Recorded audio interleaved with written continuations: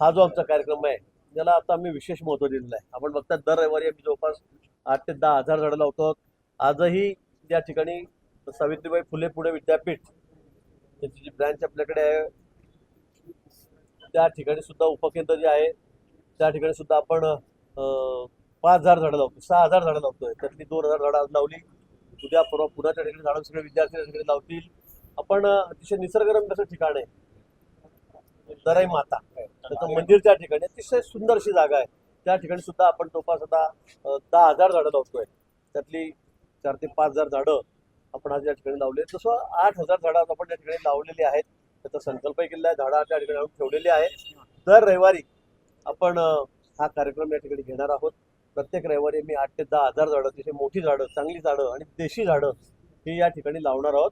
आमचा जो संकल्प आहे हरित नाशिक, हरित मान्सून, उन्नत नाशिक ही जी संकल्पना महापालिकेची आम्ही या ठिकाणी मांडलेली आहे आणि सगळ्या नाशिककरांचा याला पाठिंबा आहे. आज आपण बघितलं असेल दराई मातेला तर त्या ठिकाणी हजारो विद्यार्थी, हजारो तरुण त्या ठिकाणी या कार्यक्रमामध्ये सहभागी झालेले होते. म्हणून मला असं वाटतं की लवकरच नाशिक शहराचा आम्हाला चेहरामोहरा बदलायचा आहे. मग नाशिक शहरातले रस्ते असतील, तुमची गोदावरी माई असेल, त्या ठिकाणी झाडं लावण्याचा उपक्रम असेल, सगळ्याच गोष्टी, घाट असतील, अतिशय सुंदर, स्वच्छ आणि सुरक्षित नाशिक आम्हाला या ठिकाणी करायचं. देवळालीचे जे आमदार आहेत सरोज आहेर, हा?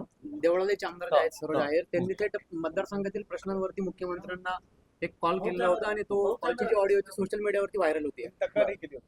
काय तक्रार? लोड शेडिंग असेल, वन्य प्राण्यांसंदर्भातले असेल. लोड शेडिंगच्या बाबतीमध्ये मी पण आता अधिकाऱ्यांशी बोललेलो दुपारी की असं योग्य नाही म्हणून.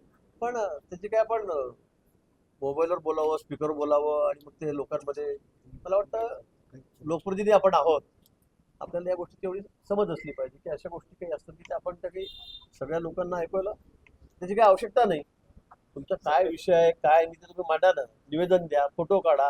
पण अशा पद्धतीने मुख्यमंत्री तुमच्याशी फोनवर बोलतायत पण तुम्ही स्पीकरवरती सगळं रेकॉर्ड करून लोकांना ऐकवतायत, मला वाटतं हे काही योग्य नाही. गोदावरीच्या सांडपाण्याच्या बाबतीमध्ये खरं आहे, एवढी पवित्र अशी आमची नदी आहे, ती आमच्या नाशिकची ओळख आहे. पण या ठिकाणी खरं आहे सगळं गावातलं सांडपाणी नदीमध्ये जातं आहे, की इंडस्ट्रीचं पाणी, केमिकलयुक्त पाणी त्यामध्ये येत आहे. आणि म्हणून जवळपास 2,000 कोटी रुपयाची आपण एसटीपी आपण प्लॅन या ठिकाणी घेतलेला आहे, सिवरेज ट्रीटमेंट प्लॅन. आणि आता सगळं जोडणी सुरू आहे. मला वाटतं अजून एक 4-1 महिने लागतील पूर्ण होता 4-6 महिने लागतील. पण या 4-6 महिन्यामध्ये सगळं पाणी जे अतिशय दूषित आहे, मग ते शहरातलं असेल, इंडस्ट्रीचं असेल, हे सगळं पाणी आता आपण त्याच्यावर प्रक्रिया करून त्याला पुन्हा नदीमध्ये सोडणार, त्याला शुद्ध करून. आणि म्हणून मला वाटतं आता काही जास्त वेळ लागणार नाही. पण निश्चित लवकरात लवकर ते होण्याच्या दृष्टीने आपण या ठिकाणी आता प्रयत्न करतो आहोत.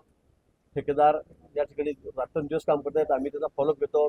त्या महापौर आहेत, त्या कमिशनर आहेत, उपमहापौर आहेत, सर्वजण त्या कामाचा पाठपुरावा आम्ही करतो. मुंबईमध्ये उद्धव ठाकरे हे स्वतः त्या ठिकाणी मैदानात उतरलेले आहेत. कसं बघते या आंदोलनाकडे? त्या आंदोलन सुरू असतात, अनेक आंदोलन होत असतात, चालू असतात. त्यातलं आंदोलन आहे, मी तर अनेक आंदोलनं बघितलेले आहेत, त्या ठिकाणी गेलेलो आहे, दिल्लीपासून मुंबईपासून. मला वाटतं ठीक आहे, त्यांची मागणी आहे, ते उपोषणाला बसले, त्यांनी त्यांचं म्हणणं सरकारकडे मांडावं. देश बदलायला बहुमत होतं भाजपकडे, मात्र ते संविधान बदलत आहे असं आदित्य ठाकरे म्हणतात.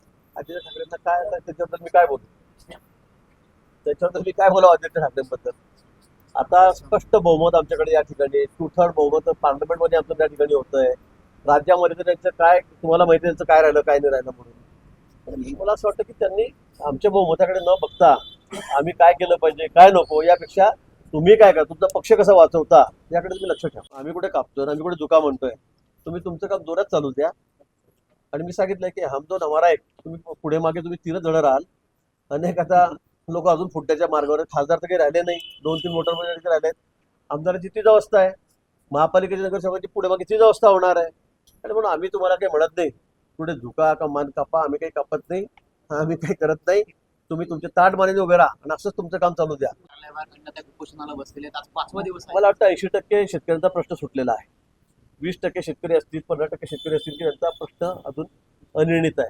मला वाटतं आता मी थोड्यापूर्वीच निरोप दिलेला आहे, तिथे जाऊन पुन्हा मी गायकऱ्यांची भेट घेईल, जो पोस्टाला बसले शेतकऱ्यांची त्या ठिकाणी जाऊन भेट घेईल आणि काय मार्ग काढता येतो तो आपण निश्चितपणे काढू. पण 80% जवळपास आता या रस्त्याचा प्रश्न संपलेला आहे. काही राजकीय प्रश्न आहेत.